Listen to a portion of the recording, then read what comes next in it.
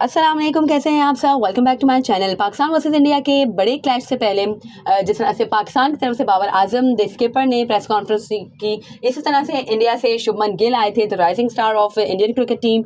और खैर मुझे ये चीज़ काफ़ी शॉकिंग लगी बिकॉज इंडिया वर्सेस पाकिस्तान एक बड़ा क्लैश है, तो आई थिंक रोहित शर्मा को आना चाहिए। बट जो राइट नाउ उनके स्टेटमेंट्स हैं या जो उनकी बॉडी लैंग्वेज रही है इवन इन प्रेस कॉन्फ्रेंसेस, तो हो सकता है इस वजह से उन्हें नहीं भेजा गया या वो खुद ही नहीं आए और शुभमन गिल को भेजा गया, which was I think was a nice decision because जैसा कि मैंने कहा कि रोहित शर्मा बहुत ज़्यादा ही है कि एरोगेंट, स्लाइटली एरोगेंट मैं कहूँगी नज़र आते हैं। क्योंकि इंडिया वर्सेस पाकिस्तान के सवाल पे भी लास्ट टाइम जब उन्होंने प्रेस कॉन्फ्रेंस की थी तो उन्होंने यही कहा था कि मैं अब इस बारे में आंसर नहीं करूँगा, बट आई थिंक कि आंसर करना चाहिए। वही बात है कि हमारे भी प्लेयर्स जब भी जाते हैं, कोई भी कैप्टन जाता है, प्लेयर जाता है, तो सब यही सवाल पूछते हैं, पूछ के जो हैं वो रिपोर्टर्स थकते नहीं हैं। हाँ, उनके जवाब भी ऑब्वियसली एक जैसे होते हैं बिकॉज जैसे मैंने कल भी अपनी वीडियो में बताया था कि हमारी टीम माशाल्लाह एक नैरेटिव पे चल रही है, सबकी एक ही, बिकॉज इनकी बॉन्डिंग अच्छी है, इनकी कम्युनिकेशन आपस में अच्छी है।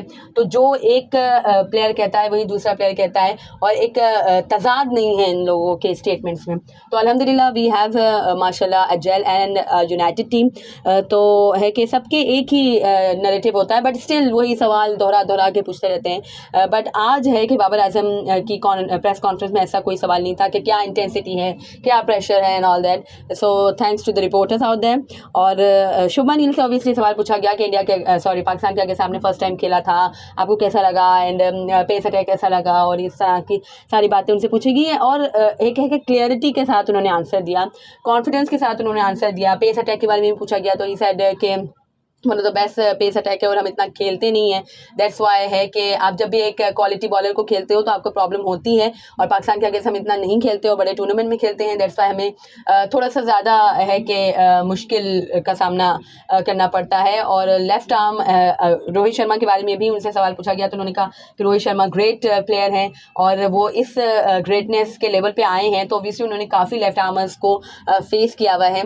और है कि इस तरह से क्रिकेट में हो जाता है, अप एंड डाउन हो जाते हैं, but it doesn't mean obviously जैसे मैंने कहा था कि रोहित शर्मा को या किसी भी, खैर इंडिया की बहुत ही ग्रेट साइड है और बहुत ही ग्रेटेस्ट बैट्समैन है इन लोगों के पास और अच्छी साइड है India is a balance side.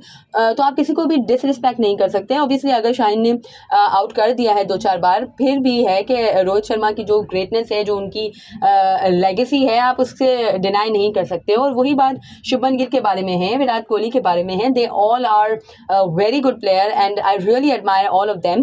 तो यही बात उन्होंने शुभमन गिल ने भी कही और पाकिस्तान पेस अटैक को भी उन्होंने है कि एडमायरेशन उसके तरफ भी शो की। बाबर आजम के बारे में भी उनसे सवाल पूछा गया तो उन्होंने भी ये कहा कि ना सिर्फ बाबर आजम बल्कि और ऑल ओवर द वर्ल्ड जो भी प्लेयर अच्छा कर रहा होता है तो हम उनको देखते हैं, हम उनको एडमायर करते हैं कि क्या उनकी खासियत है, किस वजह से वो इतना ज़्यादा है कि तरक्की कर रहे हैं और क्या उनकी क्वालिटीज़ हैं। तो हम उनको देखते हैं, उनको एडमायर करते हैं, उनसे सीखने की कोशिश करते हैं। One of the best Babar Azam भी one of the best batter in the world हैं, वर्ल्ड क्लास प्लेयर हैं, तो हम उनको भी देखते हैं, उनको भी एडमायर करते हैं। जैसे कि हम सारी जो भी अच्छा प्लेयर या जो भी अच्छा बैट्समैन होता है उसको हम देखते हैं और एडमायर करते हैं। तो अच्छी एक है कि जामे उन्होंने जवाब दिए और प्रोफेशनलिज्म झलक रहा था उनके प्रेस कॉन्फ्रेंस में।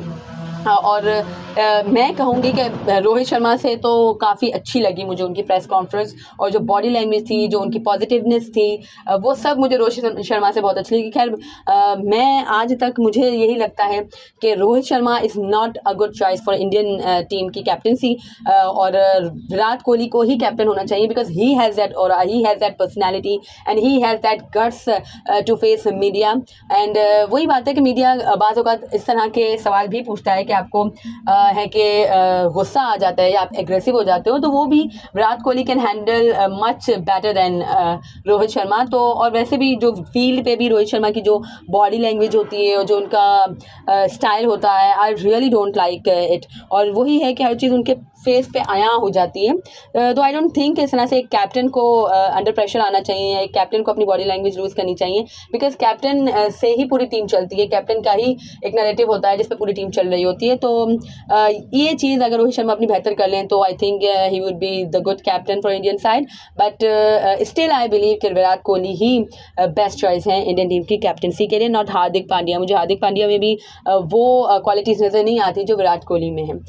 Anyways that was it from the press conference of Shubman Gill, और वही मैंने अपना इस पर तबसरा भी दे दिया कि मुझे अच्छी लगी रोहित शर्मा के मुकाबले में, तो मुझे बहुत अच्छी लगी। And he was clear, he was positive and he was confident as well. उन्होंने ये भी कहा कि हर दिन एक जैसा नहीं होता है, आपको रिस्पेक्ट देनी पड़ती है कंडीशंस को भी और सिचुएशन को भी। उस दिन हम भले है कि हम जल्दी हमारा टॉप ऑर्डर इतना नहीं चला था, बट स्टिल हम एक फाइटिंग टोटल तक ला गए थे, जो कि सही बात है। तो अच्छे हैं कि प्रोफेशनलिज्म अच्छा लग रहा था उनमें, and that was the nice thing because he is obviously a rising star of Indian cricket team.